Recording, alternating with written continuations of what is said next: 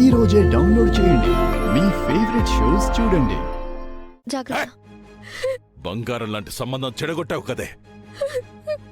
ఎంతో మందితో మాట్లాడి ఎన్నో సంబంధాలు చూసి ఏరికోరి చేసిన సంబంధమే హర్ష. మంచి సంబంధాన్ని చేతులారా చెడగొట్టి ఈ భైరపనేని బసవరాజు పరువు రోడ్డుకెచ్చావు కదే. ఇలాంటి కూతురు బతికినా ఒకటే, చచ్చినా ఒకటే.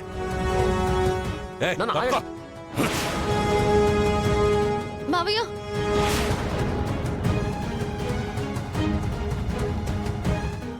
ఈ పెళ్లిని నేనే ఆపాను.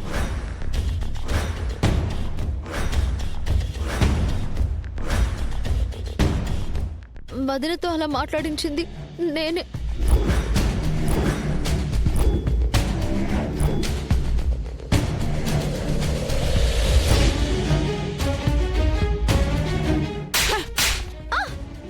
బామ్మ,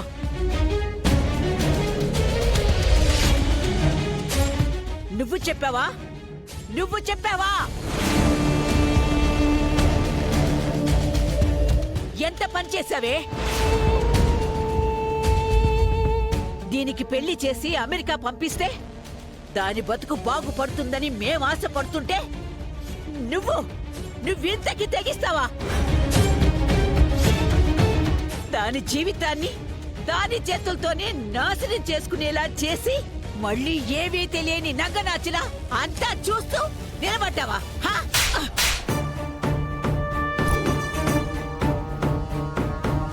లో క్లాస్ మనుషులు, లో క్లాస్ బుద్ధులు.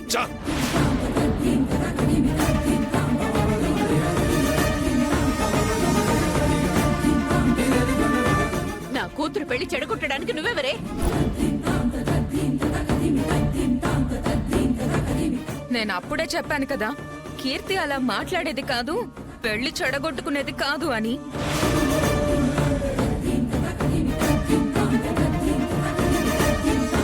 నీకింత మొండి దెయ్యం ఎక్కడి నుంచి వచ్చిందే?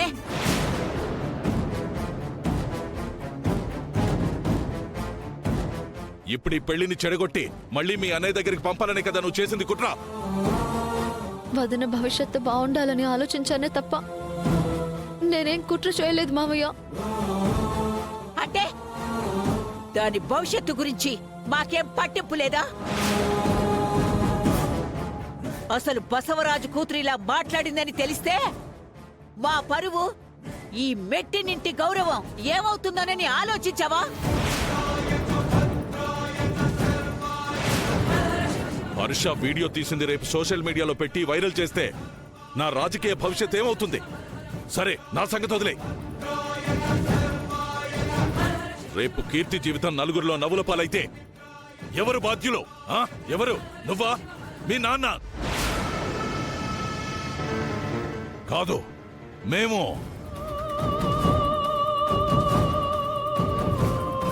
నానా, మీరన్నవన్నీ నేను ఒప్పుకుంటాను. కానీ కీర్తికి ఇష్టం లేని పెళ్లి చేయడం ఎంతవరకు కరెక్ట్?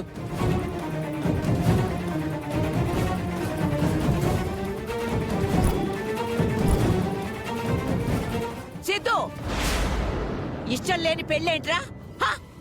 కీర్తి చూడటం ఓకే చెప్పడం, ఎంగేజ్మెంట్ కూడా జరిగింది.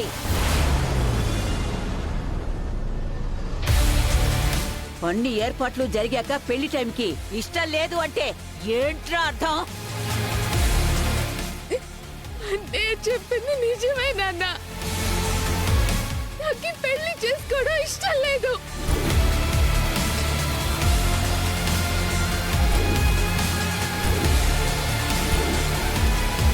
నీ ఇష్ట ప్రకారం వెళ్ళినందుకే ఇంత దూరం వచ్చింది.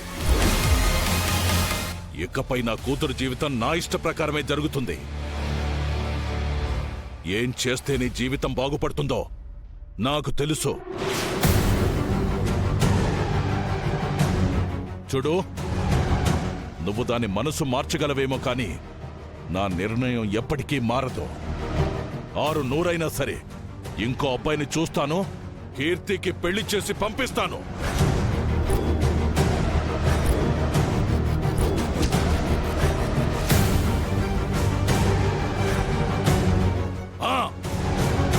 పదండి.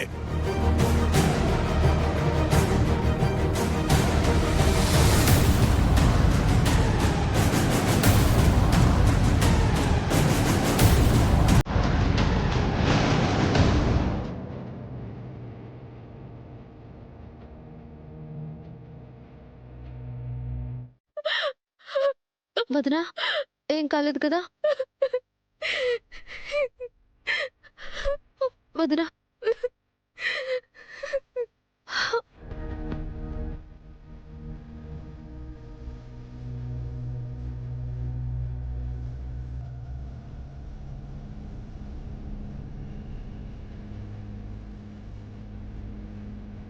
ఏంటి తులసి ఇది?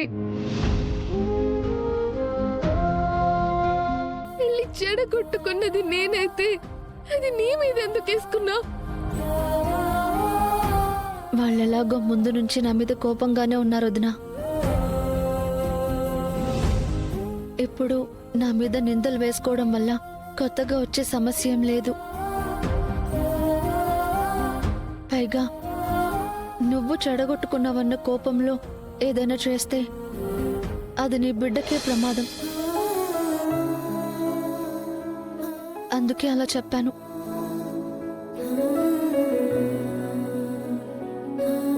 ఏదైతేనే మొత్తానికి పెళ్ళాగిపోయింది. పెళ్లి కొడుకు పారిపోయాడు. అది చాలు కీర్తి మనకి. ఇక నువ్వు మా అన్నయ్య దగ్గరికి వెళ్ళడమే మిగిలింది. అది కూడా త్వరలోనే జరుగుతుంది. తెలిసి నేను నీకేమిచ్చినా రుణం తీర్చుకోలేను. ఏ ఒక్కర్లేదు వదినా. అత్తారింటికెళ్ళి పండంటే మేనల్లు నివ్వు చాలు.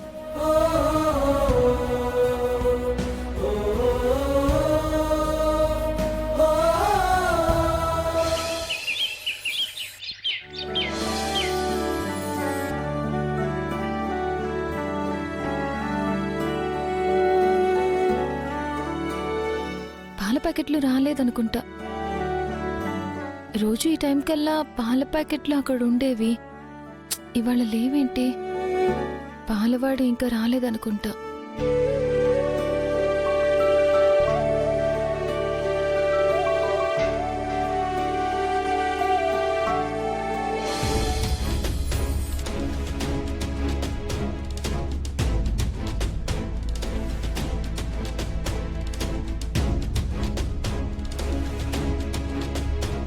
అన్నా అన్నా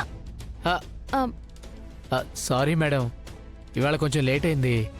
లేట్ అవ్వడం గురించి కాదు. నువ్వు పాల ప్యాకెట్లు రోజు ఇక్కడే వేసి వెళ్ళకపోతే లోపలికొచ్చి ఆ గుమ్మం దగ్గర వేయచ్చు కదా. ఆ? ఆ.